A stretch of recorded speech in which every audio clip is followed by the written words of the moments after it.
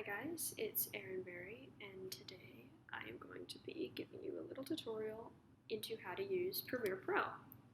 So first of all, you're going to click the F4 key to get to Premiere Pro, and you want to go to the second page on the MacBooks, and you're going to go into Premiere Pro 2020. Once you click on it, it may take some time to load, but if you just wait a little bit, it will come up. So don't worry about it. If it still doesn't load, even after waiting a bit and it doesn't pop up, then talk to Ms. Doherty or one of the advanced journalism leaders. But other than that, just wait a little bit and it should be fine.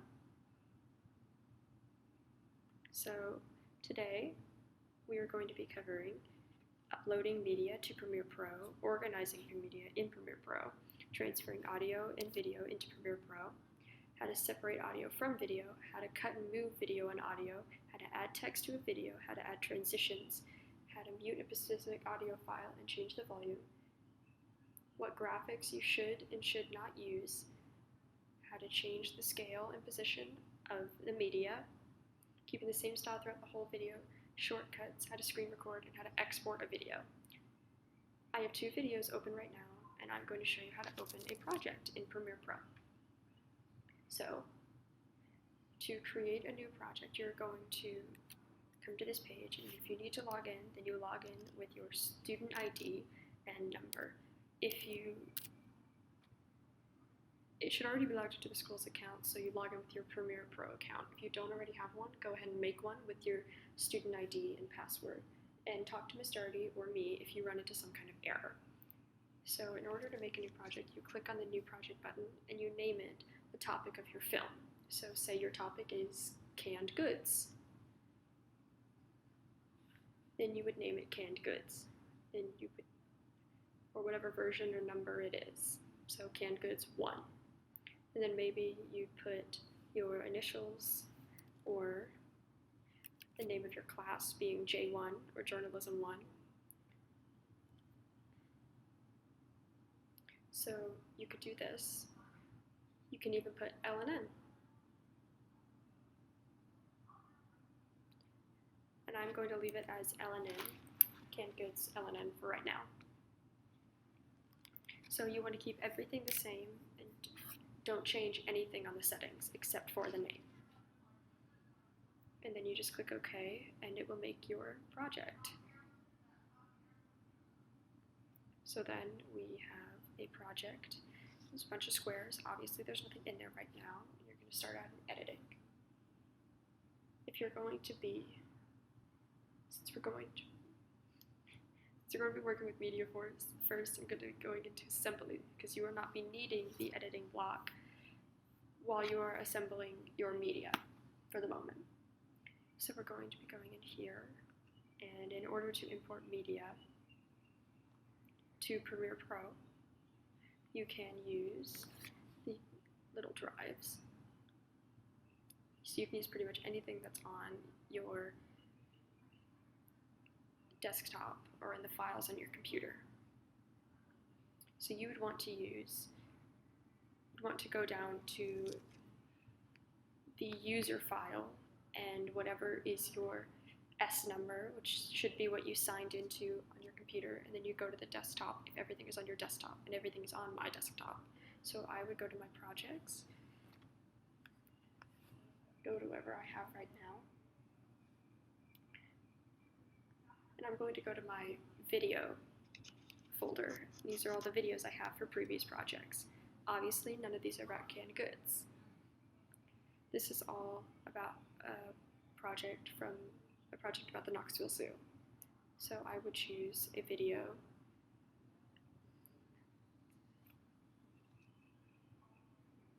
So I would just use a short video. Let's choose one like peccaries, and I think I'm saying that right. And it will open the file in Premiere Pro. If you want to bring it over to your timeline, then you drag it over to your timeline.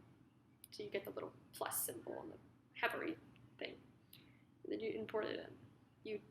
So you right click or double click and then you click import, and then you would drag it over to your timeline because you do have to bring it into Premiere Pro first. Now, because this is a screen recorded video, it has no audio. If you want audio, you would go back to here and into your audio files. And I'm assuming you have audio files, and if you don't, then you just drag the file into your desktop, and it wouldn't be in a folder, it would just be on the desktop. It would look more like this. So I'm going to use, this is a song file, and I would right click and import it, or double clicking it just opens it. If you double click it, it allows you to preview it without having to actually import it and see if it's what you're looking for, because this is what I'm looking for.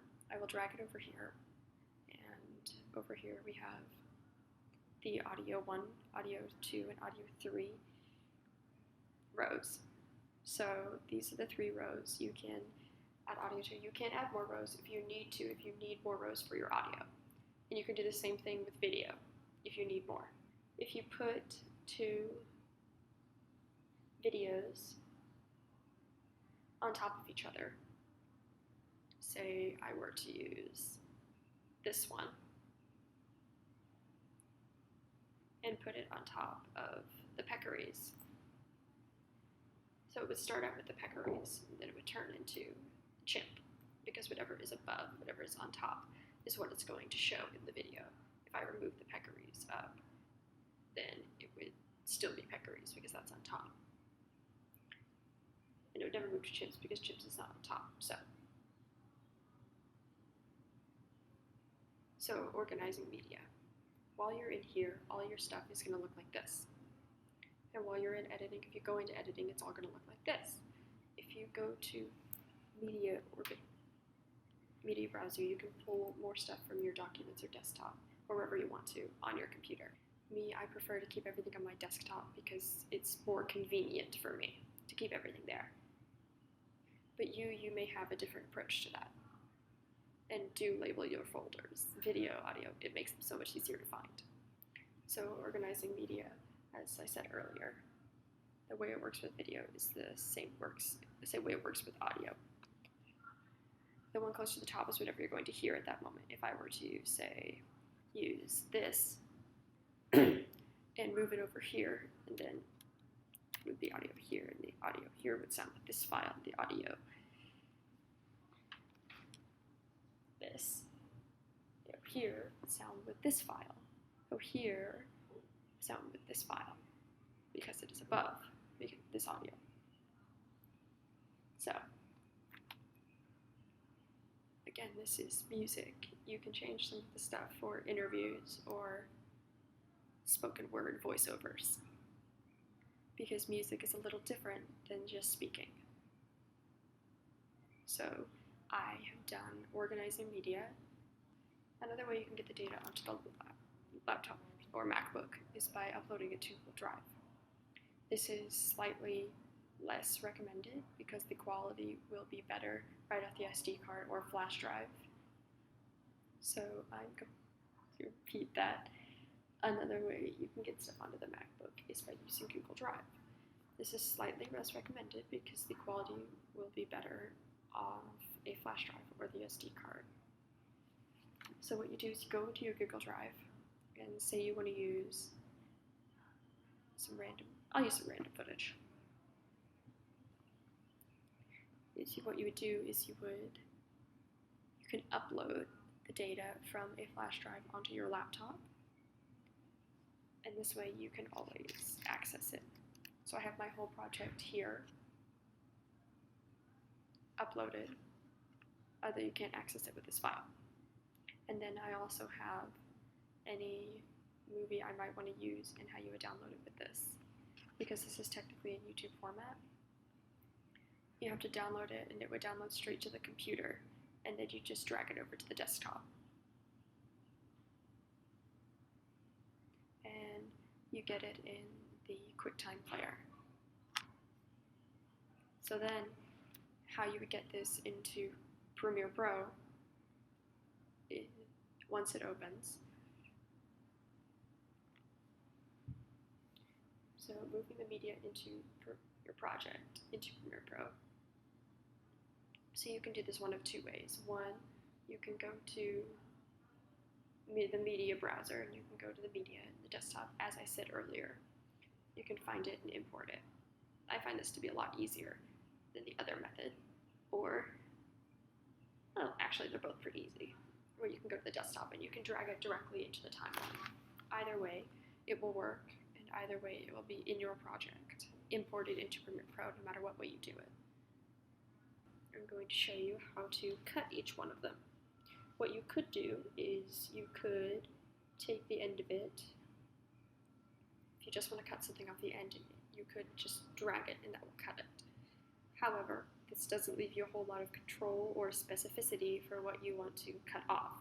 So something that is much easier is finding precisely where you want to cut it, and either clicking C or just clicking on the razor tool and cutting it exactly where you want to cut. And then you can select the part you want to delete and just delete it. It's much more precise, much more specific cut, and not to mention easier and gets you exactly what you want. And the way to get back to the selecting tool is by just pressing V.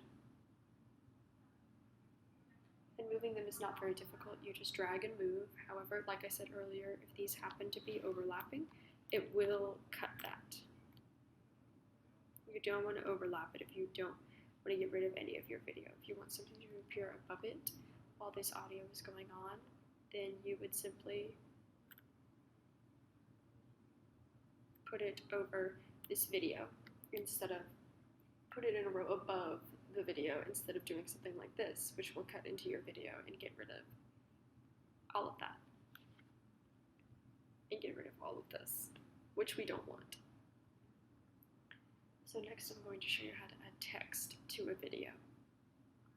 This is actually quite simple. So text is a graphic, and you find a moment where you want text. So say you want to add some text here to add some flair or something. So you grab the text tool, which is T, and you would drag the amount of text, and you would drag the amount of text box you want on the screen, and it would give you something that's probably about that big, or however big it would probably be. So you would go to editing, and you're going to get this graphic that is above the video. That's what you want. It's supposed to be there. And this graphic is what you're going to want to select when you want to edit the text. So with stuff like this, when you get this, you're going to want to go into text. You're going to want to be in editing and clicking on effect controls while selecting the graphic.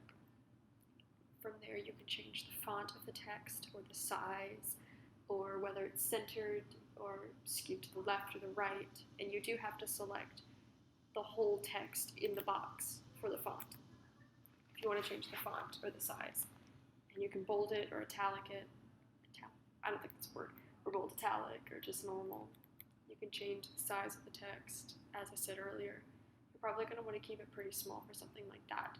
Titles will be rather large, but I'm going to keep it big right now, so I'm going to keep it big right now so you can see it. And you can change where it is in the text box. You can change where the text box is on the screen.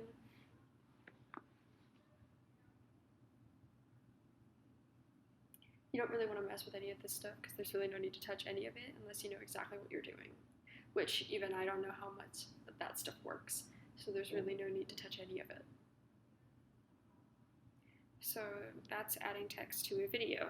If you want the text to appear across the whole video, I should have mentioned this earlier, video, you just need to go to the end and drag the graphic until it is as long as the video. It will appear across the whole thing. If you were to keep it just a little shorter, then it works like a video. It appears across the whole thing. The box does not.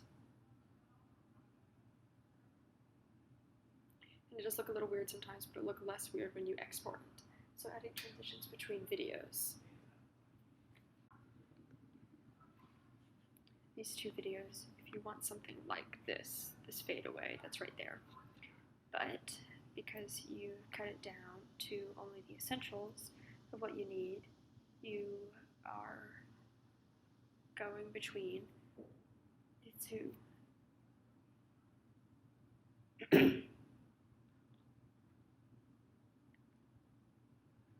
And you want to put a transition between them. You want that fade instead of just a jump cut.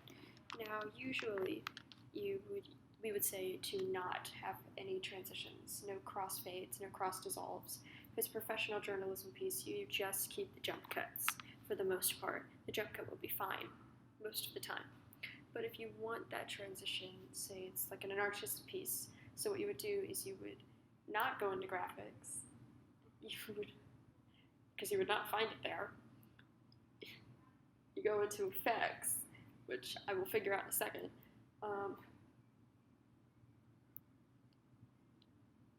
Because these are actually the graphics, and you will find film title and news overlay, which is stuff that you will never be using. And I made that mistake while making this video. It's a basic title. These are not transitions. These are graphics that most of the time you'll not be using, and I will actually go back over them later. And I go over this a lot. These graphics work like graphics because they are graphics. And I go more into depth with what graphics you will and will not be using later. And that was not at all how to do transitions, because I did it wrong. The transitions are under effects, and these are the transitions. So if you want a transition on a video, you have to go and drag it to the end of this video. So you want that. You want a flip over that you would drag it to the end of this video. And if you want to get rid of it, you just select delete. It's the same thing with this kind of cube spin. You would play it and you would get that. However, unless it's an artistic piece or something for a different class, you would almost never be using this. If you do use it, you would end up just using the cross dissolve or the cross fade rather than anything else, because it's viewed as unprofessional. And how you get to these transitions is you say you're on editing. So you go into effects, which is up at the top with all the words, and then down at the bottom here is video transitions. You click this little arrow and find the one you want, and you would drag it to the end of the video. Now, some of these do look rather weird. For example, something like that. A lot of these you will find in transitions between Google Slides or presentations. Something like this is what you would find, and a lot of times you will get this error that says that requires a GPU acceleration, and that means that you basically can't use it. And something like this, VR stuff, which is immersive video, it's something that requires a virtual reality thing, an additional piece of technology, which is something we don't have and we can't really use. You can't use things like the page turner like that. However, like I said, you will basically never be using this in this class, ever. But if you're doing this for an artistic piece, you're just editing it with Premiere Pro, that's where you would find the transitions. And that's how you would add them to the video. So, muting specific audio files.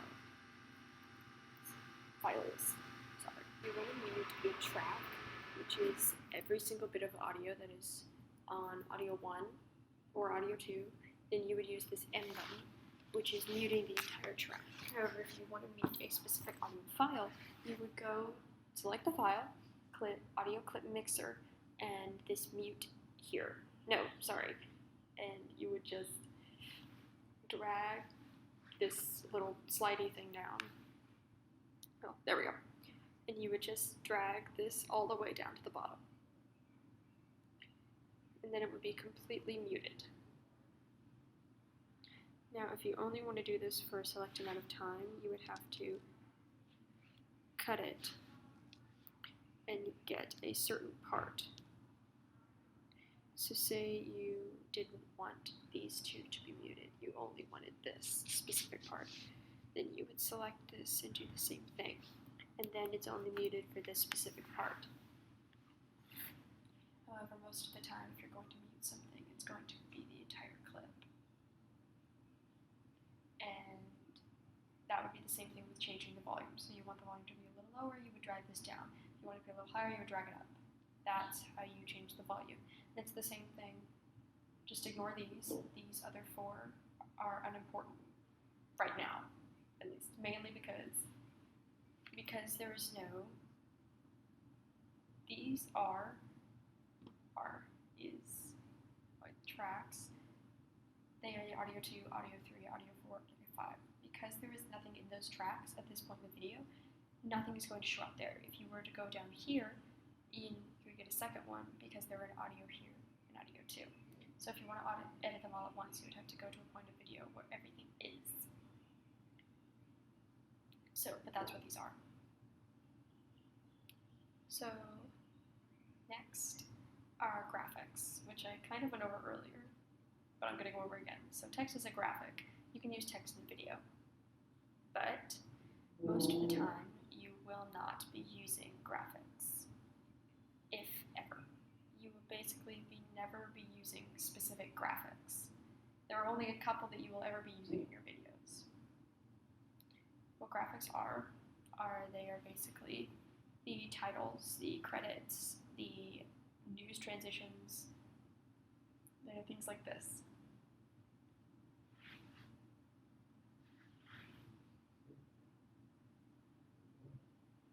Things like this. So you will never be using this ever in a project. And it's because they're considered unprofessional in what we're doing. Not even the angled credits like what they do in Star Wars will you ever be using in this. Because text in a journalism project, in a professional project, is still, it does not move while it's on the screen.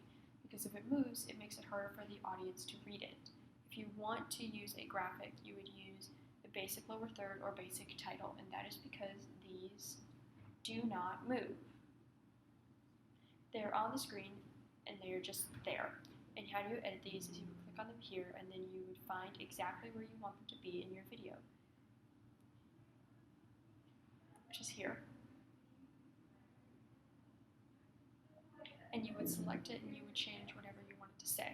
So say again, our project is about canned goods. You would change the title to canned goods. And it would show canned goods. The only other one you would be using is the basic lower third. And you're using this when it comes to branding interviews. So in interviews, you always need to put the name of the person you're interviewing. So your interviewer's name is, let's use Miss Doherty, Christina Doherty. So you would put their name and occupation. Say you were interviewing Miss Doherty because her work as a journalism teacher at L&N.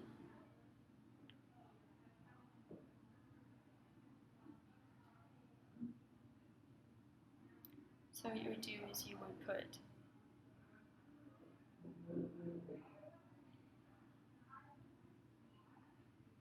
and then L&N STEM journalism teacher. And this would be what the branding is for the interview. If you don't put this, it can be considered unprofessional and technically plagiarism. The branding is giving credits. These two are the only graphics you would ever use in a video. If you use anything else, you will probably be docked points because it will be considered unprofessional. And considering these are all going to be published to the website, I would highly recommend not experimenting. Not keeping the same style throughout the whole video. So say with the bars, in the opacity, in the blurriness in the background. If I were to do this in part of the video, but then the rest of the video were to look like this, then it would be unprofessional and it wouldn't look good. And you could get docked points for it because it just looks horrible. So keeping the same style throughout the whole video. If you do one thing for a specific purpose in one video, then you make sure that you do it to everything else in the video. If you add an effect in an audio for whatever reason, if you change the audio volume for music to a -4, make sure that all the other music in the video is at a -4. If all your audio is at a volume, then make sure all the audio is that volume. However, if you have an interview, then say you have it at a 2, because it needs to be at the top, then make sure all your audio is usually not all at 2. Make sure that it all sounds like it's at the same volume. Because when watching the video, no one's going to know exactly what your volume is. But you need to make sure it all sounds like it's at the same volume. And it's the same thing with videos. They all need to look the same. You can't have one video. You can't have one video like I said earlier, that looks like this, and then the rest of it that looks like this. Because that's unprofessional. So screen recording is relatively easy. If you don't already know how to do it, basically you go to, say you have a video on Google that you want and need to screen record, because you are using this as B-roll in your video. And B-roll is basically exactly what Carson explained it to you as when you watched the bookstore video. But it's basically the filler video. So you have the video. And canned goods. So you shouldn't use this for all of your B-roll, because then it's not your video. So you have a video that you want to use about canned goods. Then in order to screen record, you would go to QuickTime Player, and you would click File at the top, and you would click New Screen Recording. Now I can't do it right now because I am screen recording, but that's what you would do, and then you would drag it. You would drag it here, and you would screen record it. Now you can screen record the whole screen.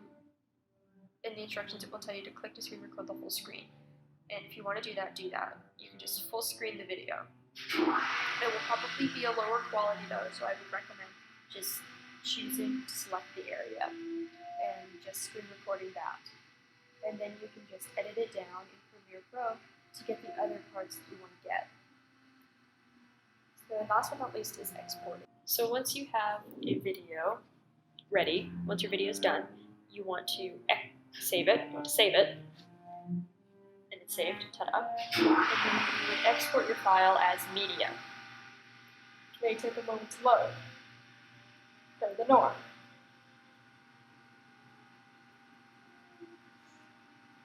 Okay, it may export it. Is it going to? It should. I don't know why it wouldn't. Of course there's an error. Why not? Again, the norm. There's a reason people call Premiere Pro a headache. So when you're exporting, you go up to export, and you will get a screen like this. So you're going to want to have these little triangles all the way on the edges of the line. Select all the video. Otherwise, you're not going to get everything that's in your video. So then you keep this the same. You keep almost everything the same. You want both video and audio to make sure you get everything. And you use maximum render quality, obviously. And then you just export it. And this may take a while, as in like hours. So if you have to leave the computer while it's exporting, just put a sticky note or a note that says, "Don't touch journalism exporting, please don't turn off," and your name. And make sure that if you're exporting it and you don't have the time to sit there after school, or you have to leave it overnight, and it's not going to be done until like 5 a.m., talk to Ms. Darty about it, she will understand. But try and leave yourself enough time to export the whole thing before the due date. As you can see, this is going to take a while. The time is slowly increasing. I think my highest one was 24 hours. And once you have it exported, you can either put it in your Google Drive or put it onto a flash drive from this MacBook, and then put it onto your computer and submit it there. You could also submit it from the MacBook itself.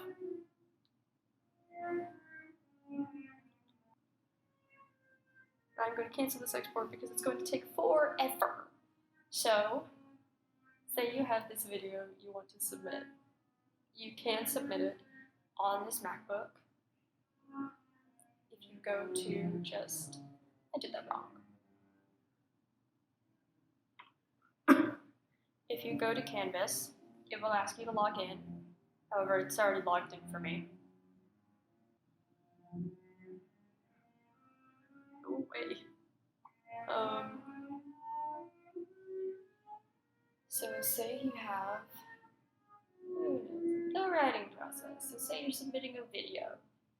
So you could just drag the video from your desktop into Safari and it would select it into Choose File and you could submit it like that. And that's basically it for Premiere Pro. If you have any questions, email me, direct them to me. I would be happy to answer them.